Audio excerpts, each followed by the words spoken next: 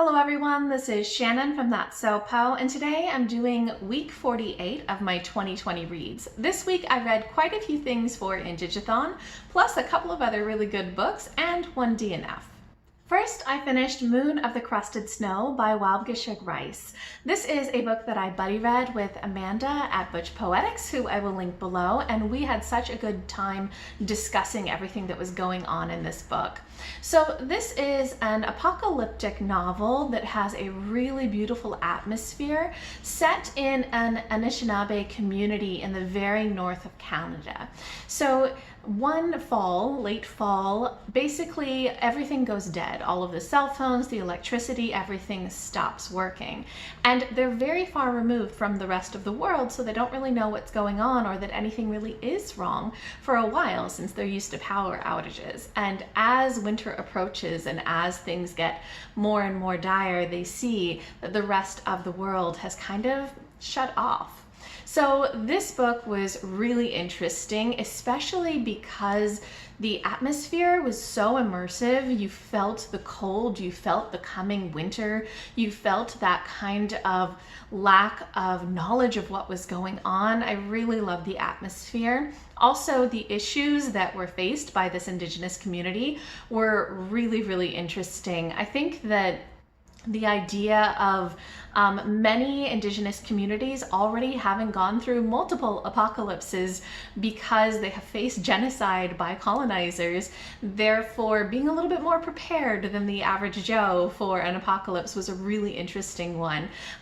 If you have not checked it out already, Kim at Native Lady Book Warrior has done a review, so I will link that below, and I think it was really interesting the way that she talked about how so much of this just felt completely on point and so relevant.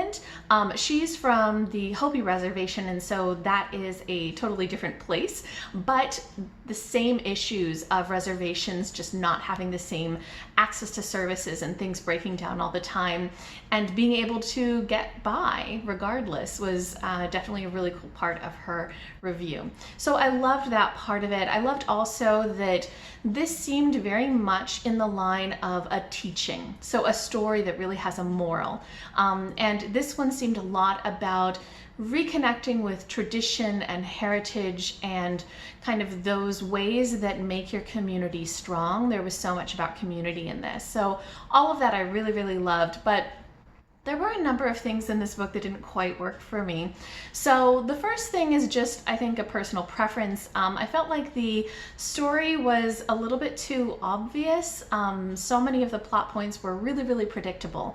And I think that part of this could be that because this story maybe falls more in line with those teachings, it is not necessarily meant to, surprise you as it goes along, but it was very, very predictable. Also, the characters were a little flat for me. It felt more like you had the stand-in characters, the good everyday guy and the good wife and mother and the bad foreign guy and these sorts of things. It felt almost like placeholders. Again, if it's a teaching, that makes some sense, but what I'm looking for in a novel, I kind of wanted more complexity to the characters. And one other thing that Sush had warned me about before I went in, because he'd read this book before and really enjoyed it, but noticed that there's quite a bit of sort of very clearly defined gender roles. So in this story, men in the community are the ones who are doing everything and making all of the decisions. So all of the council members are men, everybody who is, helping keep the community really running by cleaning the snow or making sure the generators work or any of these sorts of things. These are all men. The women are very much in nurturing and supportive roles. So the women are mothers, they are teachers, they are wives, they are carers, they are secretaries who print out the flyers, these sorts of things. And even though we do get a couple of chapters from the perspective of one of the women, in it, basically every scene she's doing kind of wife and mothering things. So she's taking care of the house or taking care of the children or the food, these sorts of things. It's very strict gender separation in this story. And again, this could be something that has to do with what the Anishinaabe community is like, but reading it, I definitely felt a little bit uncomfortable with those very strict gender roles.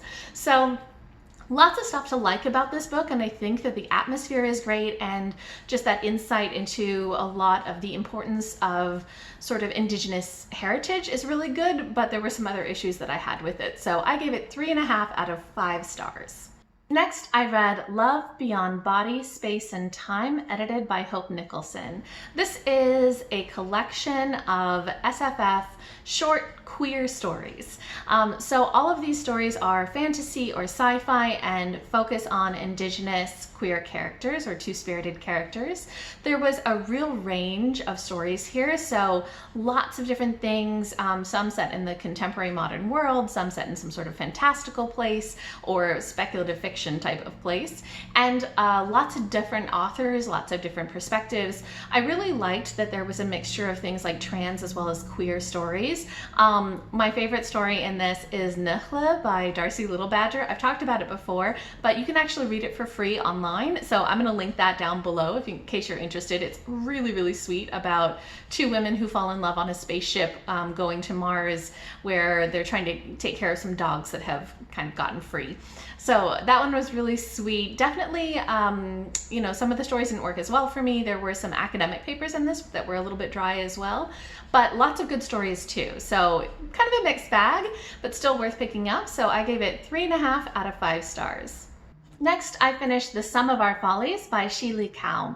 This is a story that I heard about from Freddie at Sluggish Reader. He did an entire review for this, so I will link that below. I highly recommend you check it out because that's what convinced me that I needed to read this. He is a Malaysian booktuber, and this is a Malaysian book, and he said it just really represents small town Malaysian life.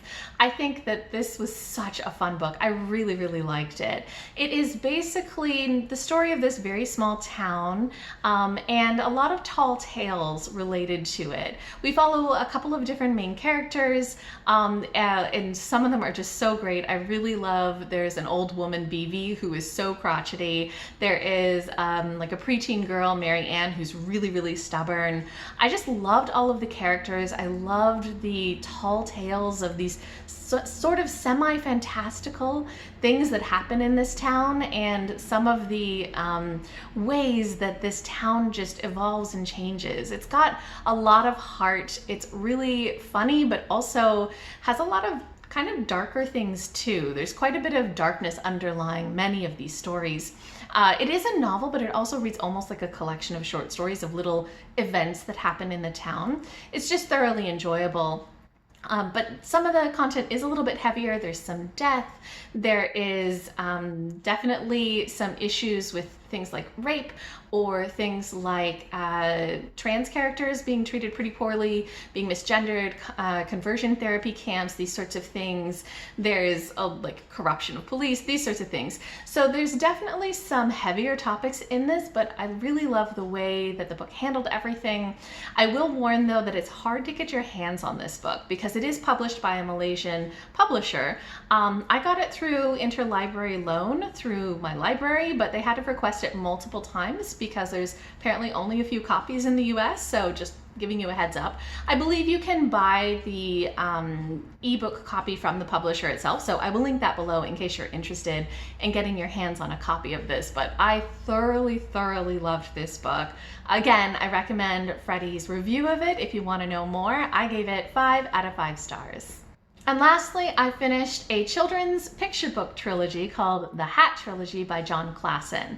I had previously read the first 2 books in this series, I Want My Hat Back and This Is Not My Hat, and I finally read the 3rd book, which is We Found a Hat. All of these are absolutely amazing. They are so funny, and they have beautiful artwork. I really love the artwork. They are very short. It takes you maybe 5 minutes to read, but they are excellent and have kind of a dark twist at the end. If you have not checked out children's picture books, this is just excellent, absolutely wonderful. It's won awards. It is just so good, and I think that as an adult you thoroughly enjoy it, but also little kids love this. I had a friend who visited with her toddler, and I read him the first book in this, and he could not get enough of that book. So this is an excellent trilogy. I really recommend that you try it out. If you haven't tried out children's picture books, I think you'll be surprised by how funny it is. I gave all 3 of these 5 out of 5 stars. So those are all of the books that I finished this week, but I did also DNF a book, which was I Can Make This Promise by Christine Day. This is a middle grade about a girl whose mother was adopted, but knows that she is Indigenous in some sense, but doesn't really know her own history. And the girl, Edie, finds out that her mom has been keeping some secrets from her. So this is very much a story of Edie kind of trying to uncover what this secret is, as well as deal with growing up and her friendships changing and these sorts of things. So I ended up getting through about 31% of this before DNFing, and I DNF'd because it got a little bit angsty. I really love middle grade that has angry and stubborn girls, but I struggle with the ones that have angsty girls. And nothing wrong with the story at all. I think that it was well written. I think that the ideas and the premise of this are really interesting, but there was a lot of difficulty that Edie was having with her best friends and with her parents, and just sort of this growing up frustration and upset that was just a little bit too angsty for me. It's just not something that I enjoy in my books. So definitely this book is worth picking up if you don't mind angst in your books, but since I do, just wasn't for me. Okay, if you guys have read any of these books, or if you have any thoughts, any comments, anything like that, go ahead and leave me a comment down below.